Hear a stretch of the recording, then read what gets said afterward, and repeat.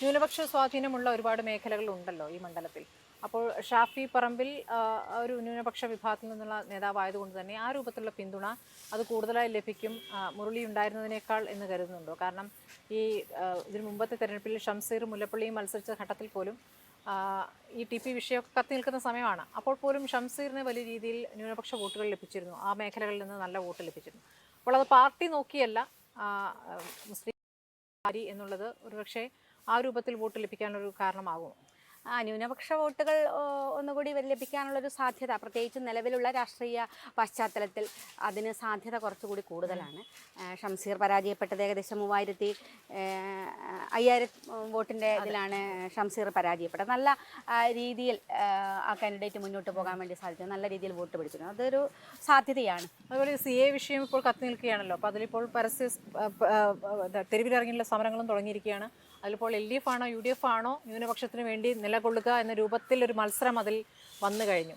അപ്പോൾ അതിൽ എത്രത്തോളം UDF മുന്നേറുന്നുണ്ട്, ആ വിഷയം ഏറ്റെടുക്കുന്നതിൽ എത്രത്തോളം UDF മുന്നേറുന്നുണ്ട്? കാരണം ഇവിടെ സഭയിൽ മുമ്പ് ഈ വിഷയത്തിൽ ഒരുമിച്ച് പ്രമേയം പാസ്സാക്കുകയൊക്കെ ചെയ്തതാണ്. പക്ഷേ ഒരുമിച്ചുള്ള സമരം വേണ്ടാന്നൊരു തീരുമാനം എടുത്തിരുന്നു. ഇപ്പോൾ തെരഞ്ഞെടുപ്പിൻ്റെ പശ്ചാത്തലത്തിൽ സ്വാഭാവികമായും ഒരുമിച്ച് സമരം സാധ്യമല്ല.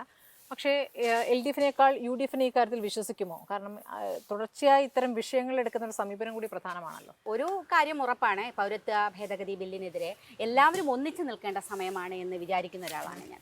അത് ഒറ്റക്കെട്ടായിട്ട് കേരളം എന്ന നിലയ്ക്ക് മുന്നോട്ട് പോകേണ്ടതാണ്.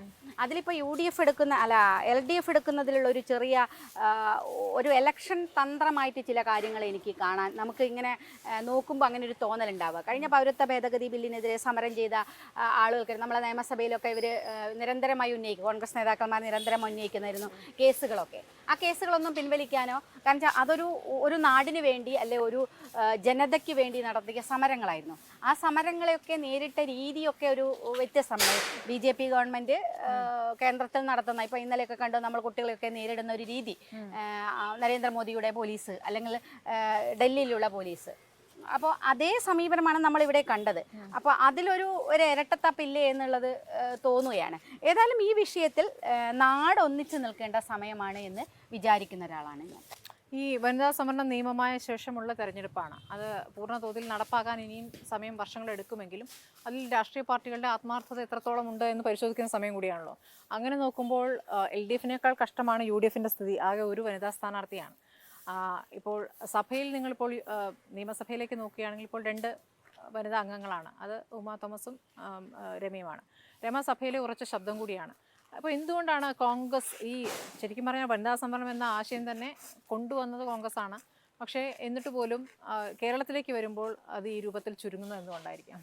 അല്ല, അതൊരു വലിയ വിഷയമാണ്. ഏത് രാഷ്ട്രീയ പാർട്ടി ആയാലും സ്ത്രീകളുടെ വിഷയത്തിലേക്ക് എത്തുമ്പോഴേക്ക് ഈ സ്ഥാനം ഒഴിഞ്ഞു കൊടുക്കാൻ ഈ പുരുഷന്മാർക്ക് കഴിയുന്നില്ല എന്നുള്ളത് തീരുമാനമെടുക്കുന്ന അവർ തന്നെയാണ്. ഇപ്പോൾ ഏത് പാർട്ടിയിലായാലും CPMലായാലും കോൺഗ്രസ്സിലായാലും ഒക്കെ നേതൃത്വമാണ് തീരുമാനിക്കുന്നത്. ആ തീരുമാനത്തിൽ അവർ പുരുഷന്മാരെ തന്നെ എത്തുന്നുള്ളൂ. ഈ പുരുഷന്മാർ തന്നെ തീരുമാനിക്കുന്നു, പുരുഷന്മാർ തന്നെ മത്സരിക്കുന്നു എന്നുള്ളിടത്തേക്കാണ് എത്തുന്നത്. അത് ഈ പ്രാവശ്യവും ഒരു വ്യത്യാസമാണ്. ഒരു വനിതയെ കൂടി എക്സ്ട്രാ നിർത്താൻ അവർക്ക് സാധിച്ചില്ല എന്നുള്ളത് വലിയ പ്രശ്നമാണ്.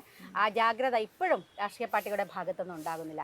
LDF ആണെങ്കിൽ പോലും കഴിഞ്ഞ പ്രാവശ്യം ഉണ്ടായിരുന്ന അതേ സീറ്റ് തന്നെയാണ്. പുതുതായിട്ട് ഇപ്പം ഞാൻ പറയുന്നത് എറണാകുളത്ത് ഷൈൻ ടീച്ചറെ മത്സരിപ്പിച്ചു എന്ന് പറയുമ്പോൾ അത് ഒരു കാരണവശാലും കിട്ടില്ല എന്നറിയുന്ന മണ്ഡലം തന്നെയാണ്. അപ്പോൾ ജയിക്കുന്ന സ്ഥലങ്ങളിൽ പോലും നനയ്ക്കാൻ അതിൽ ഇടതു മുന്നണിയാലും വലതു മുന്നണിയാലും UDF LDF തമ്മിൽ വലിയ വ്യത്യാസങ്ങളൊന്നും ഉള്ളതായിട്ട് എനിക്ക് കാണുന്നത്. ശൈലജ വടകര മത്സരിപ്പിക്കുന്നു. അതെ, വടകരയിൽ ശൈലജ മത്സരിക്കുന്നു എന്നുള്ളത് ഒരു കാര്യം തന്നെയാണ്. ശൈലജ, ഞാൻ പറയുന്ന നിയമസഭയിൽ മത്സരിച്ച ഒരാളെ തന്നെയാണ് ഇവിടെ വീണ്ടും മത്സരിപ്പിക്കുന്നത്.